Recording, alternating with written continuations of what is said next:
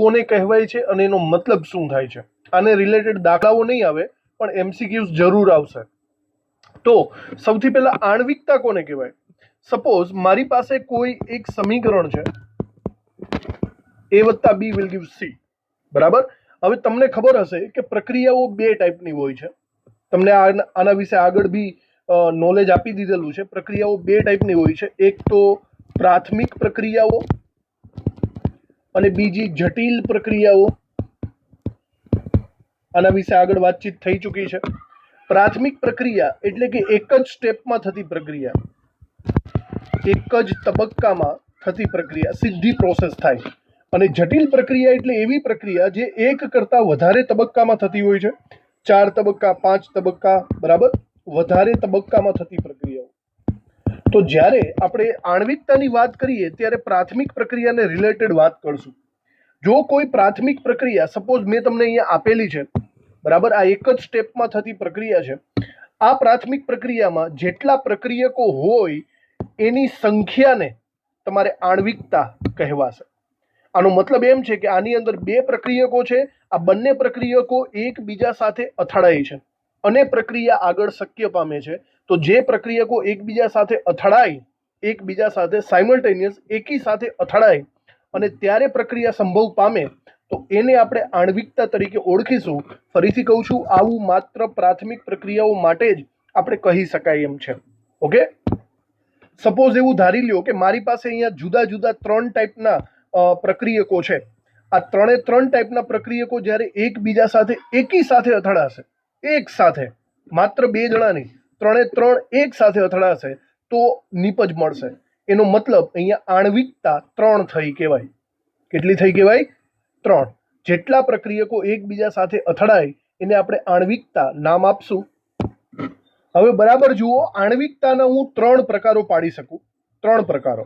પહેલો પ્રકાર છે એક આણ્વિક પ્રક્રિયા. સપોઝ વિચારો કે આપણી પાસે કોઈ એવું સમીકરણ હોય કે જેની અંદર માત્ર એક જ પ્રક્રિયક હોય. વિચારો, આપણી પાસે ઘણા બધા સમીકરણ એવા છે જેમાં એક જ પ્રક્રિયા હોય અને જ્યારે એક પ્રક્રિયા હોય ત્યારે કંઈક આવી રીતે પ્રક્રિયા થતી હોય કે એ પ્રક્રિયક પોતાનામાંથી 2 પરમાણુઓ કે અણુઓને છૂટા પાડતો હોય.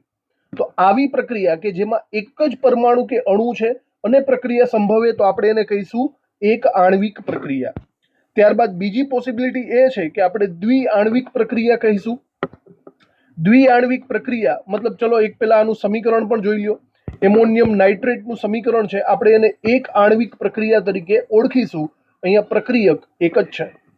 હવે વિચારો સેકન્ડ ઓપ્શન, મતલબ દ્વિઆણ્વિક પ્રક્રિયા. સપોઝ આપણી પાસે 2 જુદા જુદા પ્રક્રિયકો છે અને આ બંને પ્રક્રિયકો એકબીજા સાથે અથડાશે ત્યારે નિપજ બનશે. સમજાણું? તો આવી પ્રક્રિયાને આપણે દ્વિઆણ્વિક પ્રક્રિયા તરીકે ઓળખીશું. એક સાથે અથડાવવું જરૂરી છે. આનું પણ અમુક એક્ઝામ્પલ જોઈ લ્યો. દાખલા તરીકે આના અમુક એક્ઝામ્પલ 2 NO2 વાળા. અહીંયા પ્રક્રિયક તરીકે 2 NO2 ના અણુઓ છે તો એને દ્વિઆણ્વિક પ્રક્રિયા તરીકે આપણે ઓળખવાની છે. ત્યાર પછી ત્રીજું આપણે કહી શકીએ ત્રિઆણ્વિક પ્રક્રિયા. ત્રિઆણ્વિક પ્રક્રિયામાં 3 પ્રક્રિયકો હોય છે, પણ જો પ્રક્રિયકો ગમે એટલા હોય એનાથી ફરક નથી પડતો, પણ એ બધા એક સાથે કોલાઇડ થવા જોઈએ, એટલે કે એક સાથે અથડાવા જોઈએ. અહીંયા 3 પ્રક્રિયકો જ્યારે એક સાથે અથડાશે ત્યારે એમાંથી નિપજ બનશે. એનો મતલબ અહીંયા આને ત્રિઆણ્વિક પ્રક્રિયા કહીશું. જો એક સાથે નહીં અથડાય તો એ પ્રક્રિયાને ત્રિઆણ્વિક નહીં કહી શકાય. તો મારી વાત બરાબર સાંભળો, પ્રાથમિક પ્રક્રિયાઓમાં જ આવું પોસિબલ બને છે. દાખલા તરીકે આનું એક્ઝામ્પલ આપણે લઈએ, 2 નાઇટ્રિક ઓક્સાઇડ વત્તા 1 ઓક્સિજન તો 2 નાઇટ્રોજન ડાયોક્સાઇડ. તો આ પ્રાથમિક, એક આણ્વિક, દ્વિઆણ્વિક અને ત્રિઆણ્વિક આવા 3 પ્રકારો આપણે અલગ અલગ પાડી શકીએ છીએ. હવે પ્રયોગો એવું કહે છે કે નોર્મલી ત્રિઆણ્વિક પ્રક્રિયા, એક આણ્વિક, દ્વિઆણ્વિક અને ત્રિઆણ્વિક પ્રક્રિયા જ પોસિબલ છે. એનાથી વધારે આણ્વિક પ્રક્રિયા ક્યારેય પોસિબલ નથી. મતલબ તમને 4 અણુઓ, 5 અણુઓ, 6 અણુઓ એક સાથે અથડાયેલા ક્યારેય દેખાશે જ નહીં. બરાબર? આવું કેમ? એને બરાબર સમજવાની કોશિશ કરો. તમે કોઈ પણ પ્રક્રિયા જ્યારે લ્યો છો ને ત્યારે દાખલા તરીકે ઘણા બધા અણુઓ વાળી તમે પ્રક્રિયા લઈ લો તો આવા ઘણા બધા અણુઓ વાળી પ્રક્રિયા હોય જ છે. આપણને ખબર છે ઘણા સમીકરણ એવા હોય છે જેમાં 10, 15 પ્રક્રિયકો હોય, પણ એ 15 એક સાથે થોડા અથડાય છે. આની અંદર લોજિકલ જુઓ કે અહીંયા કાં તો 2 જણા એક સાથે અથડાય કાં તો 3 જણા, આ બધા એક સાથે તો અથડાતા નથી ને, તો એને આપણે એટલા ક્રમની પ્રક્રિયા નહીં કહી શકીએ. સમજાણું? અહીંયા આપણે એક અનુમાન લગાવીએ ને તો 4 પ્રક્રિયકો એક સાથે અથડાતા હોય તો જ હું એને 4 ક્રમની આણ્વિકતાની પ્રક્રિયા કહી શકું, બરાબર. અને 3 પ્રક્રિયકો એકબીજા સાથે અથડાતા હોય તો એને ત્રિઆણ્વિક પ્રક્રિયા કહી શકું. પણ એવું જાણવા મળે છે કે 4 પ્રક્રિયકો એકબીજા સાથે ક્યારેય પણ અથડાશે નહીં, એની પોસિબિલિટી ખૂબ જ ઓછી છે. એકચ્યુઅલી ત્રિઆણ્વિક પ્રક્રિયા બહુ રેરલી એટલે કે ખૂબ જ ઓછા પ્રમાણમાં જોવા મળે છે, બરાબર. અને એ કદાચ જોવા મળે તો પણ એ પ્રક્રિયાનો વેગ ખૂબ જ ધીમો હોય છે. અને 4ની તો કોઈ પોસિબિલિટી જ નથી. 4 પ્રક્રિયકો એકબીજા સાથે એટ ટાઈમ અથડાય એવી પ્રક્રિયાઓ જોવા જ નથી મળતી.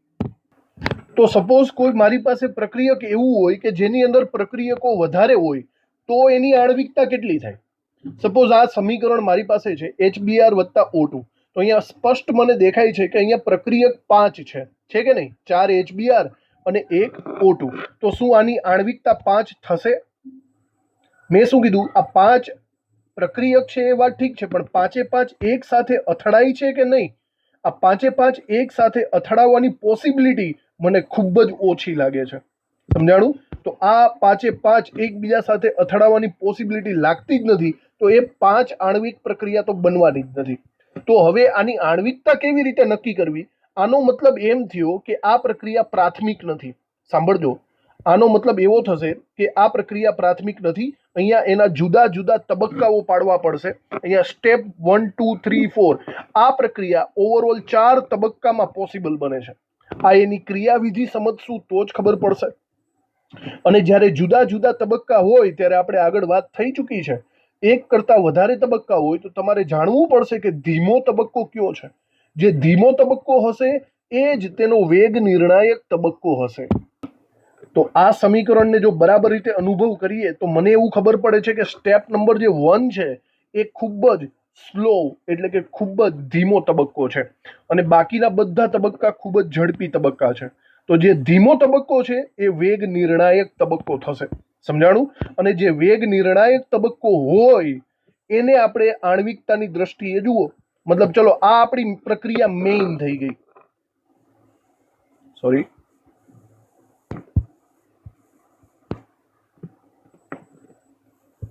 આ આપણી પ્રક્રિયા મેઇન થઈ ગઈ. તો આ મેઇન પ્રક્રિયાની અંદર વિચારો કેટલા પ્રક્રિયકો છે? 2. સમજાણું? તો આ 2 પ્રક્રિયકો છે તો હું ઇઝીલી કહી શકું છું કે અહીંયા આણ્વિકતા 2 થશે, એટલે કે દ્વિઆણ્વિક પ્રક્રિયા થશે. અને એની સાથે સાથે એનો પ્રક્રિયા ક્રમ પણ 2 થશે. યાદ છે ને? પ્રક્રિયા ક્રમ એ પણ પ્રાથમિક પ્રક્રિયાને અનુસરે છે. આવી રીતે આખું લોજિક આપણે કહી શકીએ છીએ. તો અહીંયા એક જ વસ્તુ યાદ રાખવી કે જ્યારે 3 કરતા વધારે જુદા જુદા વધારે પડતા પ્રક્રિયકો હોય તો એનો મતલબ એમ છે કે તેની અંદર જુદા જુદા તબક્કાઓ પડતા હશે. અને જુદા જુદા તબક્કામાં સૌથી ધીમો તબક્કો કયો છે એ આપણને ખબર હોવો જોઈએ, અથવા તો રકમની અંદર MCQ ની અંદર આપી દેશે. જે ધીમો તબક્કો હોય તે વેગ નિર્ણાયક તબક્કો થશે અને એના પ્રક્રિયકોની સંખ્યા ગણી લેવાની. એના જેટલા પ્રક્રિયકો હશે ને એટલી એની આણ્વિકતા હશે અને એટલી એનો પ્રક્રિયા ક્રમ હશે. સમજાઈ ગયું? બસ આટલું લોજિક તમારે આણ્વિકતામાં દોડાવવાનું છે. તો આપણે આણ્વિકતાની ટૂંકનોંધ બરાબર રીતે અહીંયા લખવાની છે. યાદ રાખજો, થિયરિટિકલ આ સવાલ પૂછાઈ શકે એવો છે. તો આણ્વિકતાની ટૂંકનોંધમાં સૌથી પહેલા આપણે અહીંયા એની વ્યાખ્યા લખવાની છે. વ્યાખ્યામાં લખીએ, પ્રક્રિયકના અણુ, પરમાણુ કે આયનોની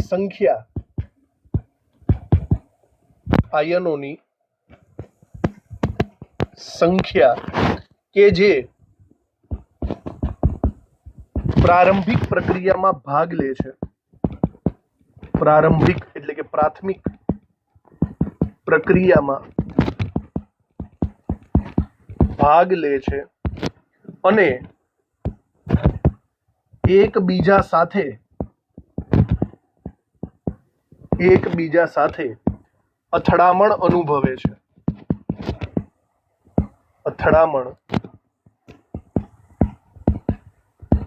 છે. જેનાથી પ્રક્રિયા પરિણમે છે, જેનાથી પ્રક્રિયા પરિણમે છે તે સંખ્યાને તેની આણ્વિકતા કહે છે, તેની આણ્વિકતા કહે છે। બરાબર। તો આવી રીતે પ્રારંભિક પ્રક્રિયામાં કેટલા પ્રક્રિયકો છે જે એકબીજા સાથે અથડાઈને પ્રક્રિયા આગળ વધારશે એને આપણે આણ્વિકતા કહીશું। એના પછી આણ્વિકતાના આપણે જે 3 પ્રકારો પાડેલા, એક આણ્વિક, દ્વિઆણ્વિક અને ત્રિઆણ્વિક, એની બાબતો પણ અહીંયા લખી નાખીએ। પહેલાની અંદર પહેલું એક નીચે મુદ્દા પાડીને લખીએ, પ્રક્રિયામાં જો એક જ અણુ સંકળાયેલ હોય, એક જ અણુ સંકળાયેલ હોય તો તેને એક આણ્વિક પ્રક્રિયા કહે છે, એક આણ્વિક પ્રક્રિયા કહે છે। બરાબર। જો એક જ પ્રક્રિયક હોય તો આપણે આવું એક્ઝામ્પલ એક લખી શકીએ છીએ। દાખલા તરીકે આપણે સમીકરણ લખીએ એમોનિયમ નાઇટ્રેટનું NH4NO2 નું સમીકરણ। આ સમીકરણમાં આનો એક જ પ્રક્રિયક છે જેનું વિઘટન થાય છે અને વિઘટન થઈને એના 2 કટકા પડી જશે, તો નાઇટ્રોજન વાયુ અને 2 પાણીના અણુઓ છૂટા પડશે। આ સમીકરણ એક આણ્વિક પ્રક્રિયા સૂચવે છે। ચલો એના પછી દ્વિઆણ્વિક, 2 આણ્વિક પ્રક્રિયાનું પણ વ્યાખ્યાની રીતે લખી નાખીએ। પ્રક્રિયામાં જો 2 અણુ સંકળાયેલ હોય, જો 2 અણુ, પરમાણુ કે આયન, ત્રણે ત્રણ ચાલશે, સંકળાયેલ હોય અને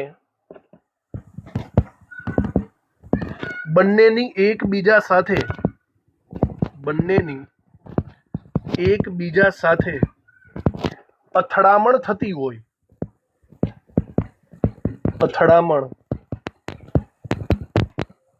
હોય, તો તેને દ્વિઆણ્વિક પ્રક્રિયા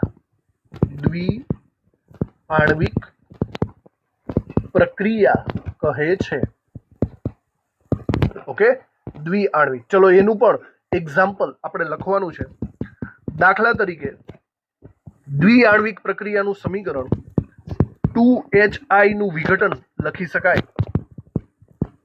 2HI ના અણુઓ એકબીજા સાથે કોલાઇડ, અથડામણ થશે તો એનું વિઘટન થશે H2 + I2 ની અંદર। અહીંયા પ્રક્રિયકો 2 છે તો આપણે એનો દ્વિઆણ્વિક પ્રક્રિયા તરીકે લઈ શકીએ છીએ। સમજાણું? હવે આવી જ રીતે ત્રિઆણ્વિક પ્રક્રિયા જે ખૂબ જ ઓછા પ્રમાણમાં જોવા મળે છે, એની વ્યાખ્યા લખી નાખીએ। પ્રક્રિયામાં જો 3 અણુ એકબીજા સાથે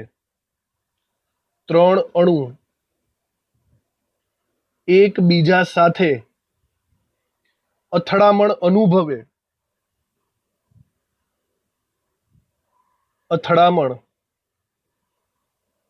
અનુભવે તો તેને ત્રિઆણ્વિક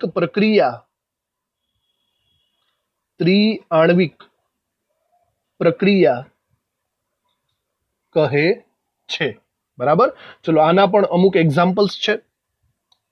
દાખલા તરીકે ત્રિઆણ્વિક પ્રક્રિયાના એક્ઝામ્પલ્સમાં 2NO + O2, નાઇટ્રિક ઓક્સાઇડના 2 અણુ અને ઓક્સિજનનો 1 અણુ તો બનાવે છે 2 નાઇટ્રોજન ડાયોક્સાઇડ। આ સિવાય 2NO + Cl2 નું એક્ઝામ્પલ પણ લઈ શકાય એમ છે, જેમાં 2NOCl આપણને મળશે। તો આ બંનેની અંદર જુઓ તો 3 પ્રક્રિયકો આવેલા છે, એકબીજા સાથે અથડામણ પામશે, પણ આની પોસિબિલિટી બહુ ઓછી છે। આવું થવાની પોસિબિલિટી ખૂબ જ ઓછી છે। નીચે લખીએ, ખરેખર તો 3 આણ્વિકતા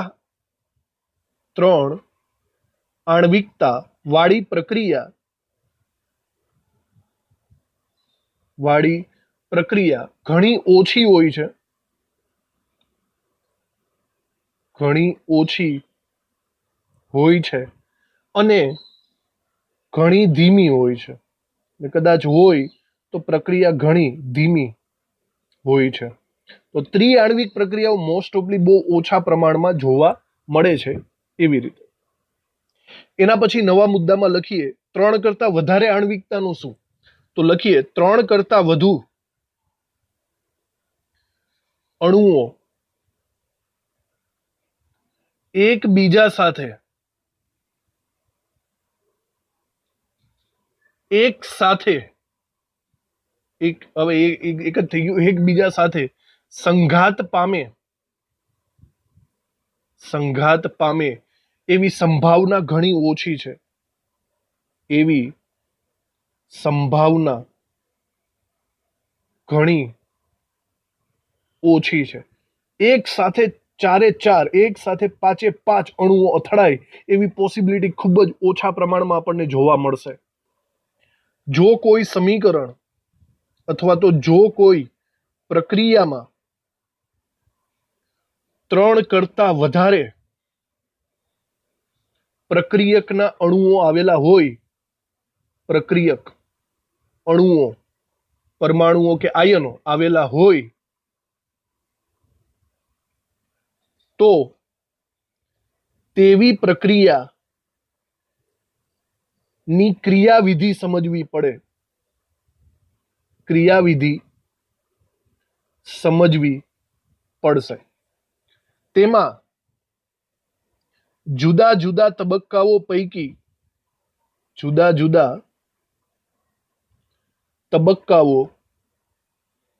પૈકી ધીમો તબક્કો વેગ નિર્ણાયક તબક્કો હોય છે. વેગ નિર્ણાયક તબક્કો હોય છે. તેના આધારે વેગ નિર્ણાયક તબક્કાના આધારે આણ્વિકતા નક્કી કરાય છે. દાખલા તરીકે એક એક્ઝામ્પલ લઈએ જેમાં 3 કરતા વધારે પ્રક્રિયકો હોય. ફોર એક્ઝામ્પલ, ટેક્સ્ટબુકમાં એક એક્ઝામ્પલ આપ્યું છે KClO3 plus 6FeSO4 plus 3H2SO4. જુઓ જોઈએ કેટલા બધા પ્રક્રિયકો છે અને આમાં પ્રક્રિયા થઈને વિલ ગીવ્સ તમને મળે છે KCl plus 3Fe2SO4 thrice plus 3H2O. તો બહુ મોટું સમીકરણ છે. આની અંદર બરાબર રીતે જુઓ તો તમને ખબર પડશે આમાં પ્રક્રિયકો કેટલા છે. આ 1 છે, આ 6 અણુઓ છે અને આ 3 અણુઓ છે. 6, 7, 8, 9 અને 10. તો અહીંયા ટોટલ 10 પ્રક્રિયક આવેલા છે. પ્રક્રિયક 3 છે પણ 10 અણુઓ આવેલા છે. આ સમીકરણની આણ્વિકતા જો આપણે નિયમ પ્રમાણે જોઈએ તો આણ્વિકતા 10 થવી જોઈએ. ઓકે, પણ એકચ્યુઅલી એની આણ્વિકતા 10 નથી. એની આણ્વિકતા એકચ્યુઅલી 2 છે. કેમ 2 છે? કારણ કે આના જુદા જુદા તબક્કાઓ પડે છે અને એ જુદા જુદા તબક્કામાં જે ધીમો તબક્કો હોય ને એને આપણે માન્ય રાખવાનો છે. એ વેગ નિર્ણાયક તબક્કો છે. એ ધીમા તબક્કામાં જેટલા અણુઓ હોય એને ડિમાન્ડમાં લેવાના છે, એને પ્રક્રિયામાં લેવાના. સમજાણું? તો આવી રીતે આખું લોજિક બોલાવે છે. તો આ સમીકરણની નીચે લખી નાખીએ. આ પ્રક્રિયામાં 10 પ્રક્રિયક અણુઓ છે એટલે કે તેની આણ્વિકતા 10 હોવી જોઈએ. પરંતુ આ 10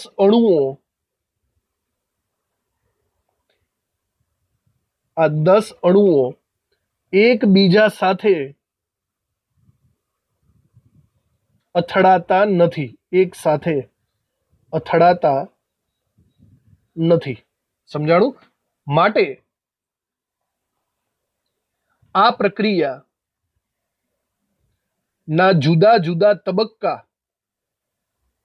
જુદા તબક્કાઓ વિચારવા પડે. એનો મતલબ આપણે ક્રિયાવિધિ ભણવી પડશે. ક્રિયાવિધિ શબ્દ તમારા માટે જાણીતો છે. કોઈ પણ રાસાયણિક પ્રક્રિયાની ક્રિયાવિધિ સમજો એટલે કે એને બહુ ડિટેલમાં જુઓ તો તમને ખબર પડશે કે કેટલા સ્ટેપ, કેટલા તબક્કામાં પ્રક્રિયા થાય છે. આ પ્રક્રિયાના જુદા જુદા તબક્કાઓ વિચારવા પડે. તેમાંથી જે ધીમો તબક્કો હોય તે વેગ નિર્ણાયક બનશે. વેગ નિર્ણાયક તબક્કો બનશે અને તેમાંના અણુઓની સંખ્યા ઇઝ ઇક્વલ ટુ આણ્વિકતા બનશે. આણ્વિકતા બનશે. બરાબર. આ લોજિક પૂરેપૂરું હવે તમને સમજાઈ જવું જોઈએ. આ પ્રક્રિયાની આણ્વિકતા જો જોઈએ આપણે તો આ પ્રક્રિયાની આણ્વિકતા મને 2 મળે છે. એનો ધીમો તબક્કો, એમાં માત્ર 2 અણુઓ છે જેના કારણે એની આણ્વિકતા 2 મળે છે. અને સરખી રીતે જુઓ તો એનો પ્રક્રિયાક્રમ પણ 2 મળે. આ સેમ ટુ સેમ વસ્તુ આપણે આગળ બોલેલા છીએ કે જે પ્રાથમિક આપણે જે વેગ નિર્ણાયક તબક્કો હોય એની અંદર જેટલા પ્રક્રિયકો હોય એને આપણે પ્રક્રિયાક્રમ તરીકે પણ લઈ શકીએ અને એને આપણે આણ્વિકતા તરીકે પણ લઈ શકીએ. તો એની આણ્વિકતા પણ 2 થાય અને પ્રક્રિયાક્રમ પણ 2 થશે. સમજાણું? આવું લોજિક આપણે સમજવાનું છે. આવું હજી એક એક્ઝામ્પલ જે ટેક્સ્ટ બુકમાં આપેલું છે તો આપણે અહીંયા સમજી લેવાનું છે. સંકીર્ણ એટલે કે જટિલ પ્રક્રિયાવાળું, તબક્કા પ્રક્રિયાવાળું. ઓકે, તો અહીંયા આપણે એક સમીકરણ લખીએ છીએ 2H2O2 will gives. અહીંયા તમારે I- ઉદ્દીપકની હાજરીમાં પ્રક્રિયા કરવાની છે તો એનું વિઘટન થશે અને તમને મળશે H2O ના 2 અણુઓ અને ઓક્સિજનનો 1 અણુ. આ એક પ્રક્રિયા છે. હવે આમાં બરાબર રીતે વિચારો ને તો અહીંયા પ્રક્રિયકો તરીકે 2 છે અને વળી પાછો ઉદ્દીપકનો પણ 1 અણુ આવી શકે. તો આ પ્રક્રિયા છે ને એ નોર્મલ પ્રક્રિયા નથી. આ પ્રક્રિયા એ જટિલ પ્રક્રિયા છે. યાદ રાખજો, જટિલ પ્રક્રિયાને સંકીર્ણ પ્રક્રિયા તરીકે પણ ઓળખવામાં આવે છે. તો આ શબ્દ બંને એક જ છે. બરાબર. ડિફિકલ્ટ પ્રક્રિયા, સંકીર્ણ પ્રક્રિયા, એનો મતલબ આ જુદા જુદા તબક્કાઓમાં થતી હોય છે. ઓકે, તો આના કેટલા તબક્કામાં થાય એની પણ આપણે અહીંયા વાત કરી લઈએ. જુઓ બરાબર રીતે. આ પ્રક્રિયાનો પહેલો તબક્કો કંઈક આવી રીતે હશે. સૌથી પહેલા H2O2 નો 1 અણુ છે ને એ ડાયરેક્ટલી આયોડિન I- એટલે કે ઉદ્દીપક સાથે અથડાશે અને આ અથડાઈને બનાવશે H2O અને IO- નામનો આયન. બરાબર. તો H2O2 એ ડાયરેક્ટ પોતાની સાથે નથી અથડાતો, એ પહેલા ઉદ્દીપક સાથે અથડાય છે અને આવું બને છે. હવે તબક્કો નંબર 2 જોઈએ તો તબક્કા નંબર 2 ની અંદર શું થાય છે? ફરીથી H2O2 નો બીજો અણુ આવી જાય છે, 2 અણુઓ પૈકી બીજો અણુ, અને તે આ IO- જે ઉપરના તબક્કામાં બનેલો છે એની સાથે ફરીથી અથડાય છે અને આ વખતે પાછું બનાવે છે H2O. આમાંથી I- છૂટો પડે છે અને ઓક્સિજન બહાર નીકળે છે. ઓકે, તો ઉદ્દીપક પ્રક્રિયાના અંતે ફરીથી આપણને પ્રાપ્ત થઈ ગયું એવું કહી શકાય. જ્યારે તમે આ બંને સમીકરણનો સરવાળો કરશો ને તો તમને ઓરિજિનલ સમીકરણ મળી રહેશે. ઓકે, તો ચલો હવે આપણે એવું સમજી શકીએ કે આ આપણી સંકીર્ણ પ્રક્રિયા છે અને એના 2 જુદા જુદા તબક્કા છે. તો મારે આ બંને પૈકી જે ધીમો તબક્કો હોય એને પ્રાધાન્ય દેવું પડે, એને માનવું પડે. તો પ્રયોગો એવું વર્ણવે છે કે સ્ટેપ નંબર 1 છે ને એ ધીમો તબક્કો છે અને સ્ટેપ નંબર 2 છે તે ઝડપી તબક્કો છે. તો આપણે ફોકસ કરશું સ્ટેપ નંબર 1 ઉપર, કારણ કે તે આપણો વેગ નિર્ણાયક તબક્કો થાય. બરાબર. તો સિમ્પલ છે, વેગ નિર્ણાયક તબક્કામાં પ્રક્રિયકો કેટલા છે? 2. તો એનો મતલબ આપણી આણ્વિકતા કેટલી થઈ? 2 થઈ ગઈ. અને પ્રક્રિયા ક્રમ પણ કેટલો થયો? એ પણ 2 થઈ ગયો. જુઓ, સિમ્પલ લોજિક છે. તો એના માટે તમને આની ક્રિયાવિધિનું નોલેજ હોવું જોઈએ. અને નોલેજ ન હોય તો ક્યારેક ક્યારેક MCQ ની અંદર આપી દે છે, તો આપણે આટલી વસ્તુ ખબર હોવી જોઈએ કે ધીમા તબક્કાને ધ્યાનમાં લેવાનો છે. આની નીચે આપણે લખી નાખીએ, અહીં પ્રથમ તબક્કો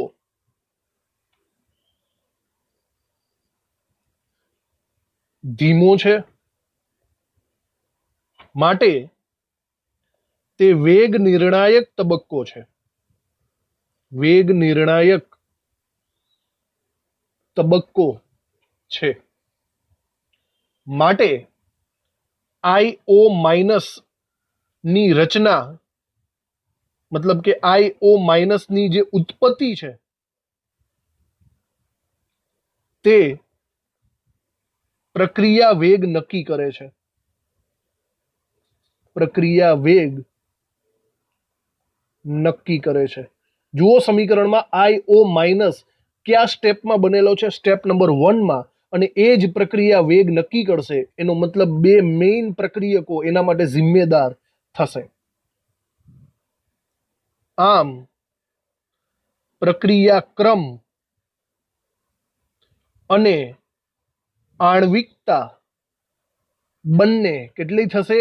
2 થશે. જો તમારે આનો પ્રક્રિયા વિકલન વેગ સમીકરણ જો તમારે લખવું હોય તો હું એમ લખી શકું છું, વેગ ઇઝ ઇક્વલ ટુ કે, અને પ્રક્રિયા ક્રમ માટે જે વેગ નિર્ણાયક તબક્કો છે એના બંને પ્રક્રિયકોને ધ્યાનમાં લેવાના, એટલે કે H2O2 ની 1 ઘાત અને I માઇનસ ની 1 ઘાત. આવી રીતે તો પ્રક્રિયા દ્વિતીય ક્રમની આપણને જણાશે. હવે આપણે આ ટૂંકનોંધના છેલ્લા મુદ્દા ઉપર આપણે પહોંચી ગયા છીએ. છેલ્લા મુદ્દામાં આપણે પ્રક્રિયા ક્રમ અને આણ્વિકતા એ બંને વચ્ચેનો મેઇન ડિફરન્સ, તફાવત સમજાવવાનો છે. બરાબર? તો પ્રક્રિયા ક્રમ અને આણ્વિકતા આ બંનેમાં શું અલગતાપણું છે એ આપણે અહીંયા સમજાવવાની કોશિશ કરીએ. બરાબર રીતે અહીંયા સમજી જાજો પ્રક્રિયા ક્રમ અને આણ્વિકતાનું. પ્રક્રિયા ક્રમની બાબત આપણે આ બાજુ લખીએ અને આણ્વિકતાની બાબત આપણે આ બાજુ લખી નાખશું. સમજાણું? તો પહેલા વિચારો આપણે પ્રક્રિયા ક્રમ વિશે વાત કરીએ. પ્રક્રિયા ક્રમ આપણે આગળ પણ ભણી ચૂક્યા છીએ, તો આપણને બહુ સારી રીતે ખબર છે કે પ્રક્રિયા ક્રમ એ પ્રાયોગિક રાશિ છે. પ્રાયોગિક રાશિ છે. બરાબર? અને તે શૂન્ય કે અપૂર્ણાંક હોઈ શકે છે. અપૂર્ણાંક હોઈ શકે છે. આપણને ખબર છે પ્રક્રિયા ક્રમ 0 ક્રમનો હોય, 1.5 ક્રમનો પણ આવે. ખબર છે ને? 1/2 ક્રમની પ્રક્રિયા પણ આવે. તો શૂન્ય ક્રમ, અપૂર્ણાંક ક્રમ બધા ટાઈપના પ્રક્રિયા ક્રમ હોઈ શકે. પણ યાદ રાખજો, આણ્વિકતા ક્યારેક અપૂર્ણાંક નથી હોતી. આણ્વિકતા કાં તો પ્રથમ આણ્વિકતા હોય, કાં તો દ્વિતીય આણ્વિકતા હોય, કાં તો તૃતીય, અને 4 પણ હોતી નથી. બરાબર? તો આણ્વિકતાની બાબતમાં હું એમ લખી શકું છું કે આણ્વિકતા શૂન્ય કે અપૂર્ણાંક હોતી નથી. ઓકે? માત્ર કેટલી હોય? કાં તો 1 હોય, કાં તો 2 હોય, અને બહુ રેર કેસમાં 3 હોય. 4 તો હોતી જ નથી. ઓકે? આવી રીતે લખી શકીએ. આ આપણો મતલબ સમજો પહેલો મુદ્દો જેવું થઈ ગયું. જો પ્રક્રિયા ક્રમની આગળ વાત કરીએ તો પ્રક્રિયા ક્રમ એ પ્રારંભિક પ્રક્રિયા અને જટિલ પ્રક્રિયા. જટિલ એટલે કે સંકીર્ણ. હમણાં કીધું તું જટિલ અને સંકીર્ણ એક જ થાય. પ્રારંભિક પ્રક્રિયા અને સંકીર્ણ પ્રક્રિયા બંનેને લાગુ પાડી શકાય છે. આપણે એ પણ આગળ દાખલાઓમાં જોઈ ગયા છે. સિમ્પલ પ્રક્રિયા હોય કે તબક્કાવાળી પ્રક્રિયા હોય, બંનેમાં પ્રક્રિયા ક્રમ આપણે લાગુ પાડી શકીએ. પણ આણ્વિકતા એવી વસ્તુ છે જે માત્ર પ્રારંભિક પ્રક્રિયાને જ લાગુ પાડી શકાય. માત્ર પ્રારંભિક પ્રક્રિયાને લાગુ પડે છે. ઓકે? સંકીર્ણને લાગુ પડતી નથી. સંકીર્ણ પ્રક્રિયા એને લાગુ પડતી નથી એવું આપણે શોર્ટમાં અહીંયા સમજી શકીએ છીએ. સંકીર્ણમાં લાગુ નહીં પડે એના માટે તમારે ધીમો તબક્કાને પકડવો પડશે, વેગ નિર્ણાયક જોવું પડશે, વગેરે વગેરે. બરાબર? એ હમણાં આપણે ભણી ગયા. સંકીર્ણ પ્રક્રિયાની બાબતમાં એક વસ્તુ આપણે શ્યોરલી કહી શકીએ છીએ કે સંકીર્ણ પ્રક્રિયા માટે સૌથી ધીમો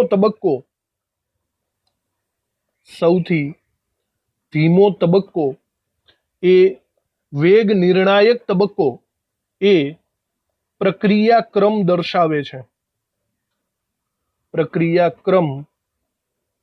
દર્શાવે છે. અને સૌથી ધીમા તબક્કાની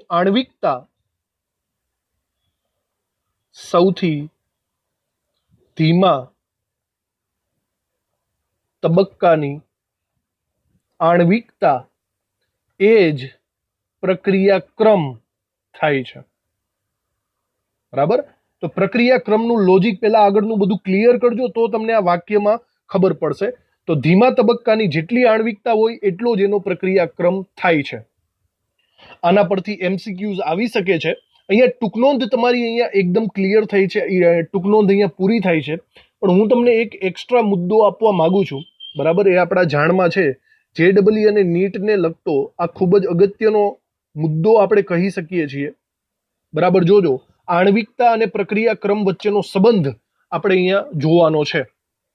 તો બરાબર રીતના જોજો, આણ્વિકતા ઉપરથી પ્રક્રિયાક્રમ કેવી રીતે આપણે ડિસાઈડ કરી શકીએ એનું શોર્ટકટ ટ્રીક હું તમને આપું છું.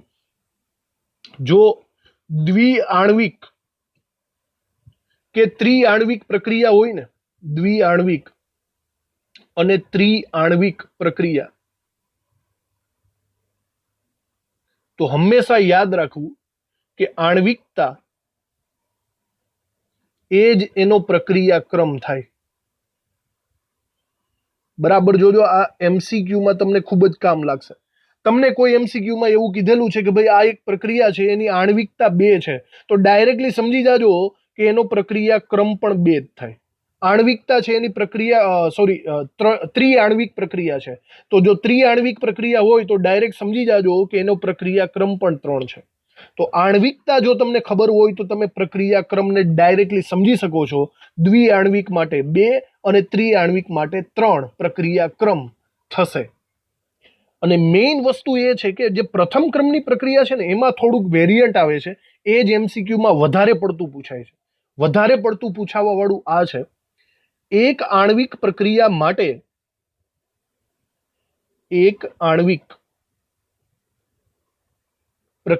માટે આપણે એવું વિચારી શકીએ છીએ કે જો હમણાં એમ કીધું એમ કે એક આણ્વિક પ્રક્રિયા હોય તો ક્રમ કેટલો હોવો જોઈએ? 1 હોવો જોઈએ. પણ આવું છે ને એક પોસિબિલિટી નથી. અહીંયા છે ને ઊંચું દબાણ રાખશો ને તો ક્રમ 1 રહેશે. જો બાય ચાન્સ તમે નીચું દબાણ રાખશો તો અહીંયા ક્રમ 1 નહીં રહે, ક્રમ 2 થઈ જશે. ભલે આણ્વિકતા 1 રહી પણ પ્રક્રિયાક્રમ 2 થઈ જશે. તો એક આણ્વિક પ્રક્રિયામાં થોડુંક લોચાવાળું છે, યાદ રાખજો. ઊંચું દબાણ હોય તો આણ્વિકતા = પ્રક્રિયાક્રમ, પણ નીચું દબાણ હોય તો આણ્વિકતા 1 રહેશે પણ પ્રક્રિયાક્રમ 2 થઈ જશે. ઓકે, આ પ્રયોગો ઉપરથી જોયેલું છે. આપણે શોર્ટકટ ટ્રીકથી, મેથડથી જરૂર છે આપણે આ એમસીક્યુમાં આને યાદ રાખીને વાપરી શકશું. તો એક આણ્વિક પ્રક્રિયા માટે હું એમ કહી શકું છું, ઊંચા દબાણે અને ઊંચી સાંદ્રતાએ પ્રક્રિયાક્રમ 1 થશે. યાદ રાખજો, ઊંચું દબાણ અને ઊંચી સાંદ્રતા હોય તો 1 આણ્વિકતા 1, પ્રક્રિયાક્રમ 1. પણ જો નીચું દબાણ રાખશો અને નીચી સાંદ્રતા રાખશો, નીચું દબાણ અને નીચી સાંદ્રતાએ, તો પ્રક્રિયાક્રમ બદલી જશે. તો એનો પ્રક્રિયાક્રમ 2 થઈ જશે. તો આ ખૂબ જ ઇમ્પોર્ટન્ટ એવી એમસીક્યુ ને રિલેટેડ યાદ રાખવા જેવી બાબતો છે. બરાબર? એ તમારે બરાબર નોંધ કરી રાખજો. એમસીક્યુ સોલ્વિંગમાં ખૂબ જ મદદ મળશે તમને. અહીંયા આપણે આણ્વિકતાની સંપૂર્ણ ટૂંકનોંધ જોઈ લીધેલી છે. હવે આના પછીનો ટોપિક આવશે સંકલિત વેગ સમીકરણ. બરાબર? વિકલન વેગ જોઈ લીધું, હવે સંકલન વેગ જોવાનું છે, પણ એ હવે જોઈશું નેક્સ્ટ લેક્ચરમાં. આ લેક્ચરને આપણે અહીંયા પૂરો કરીએ છીએ. થેન્ક યુ આ લેક્ચર ભરવા માટે.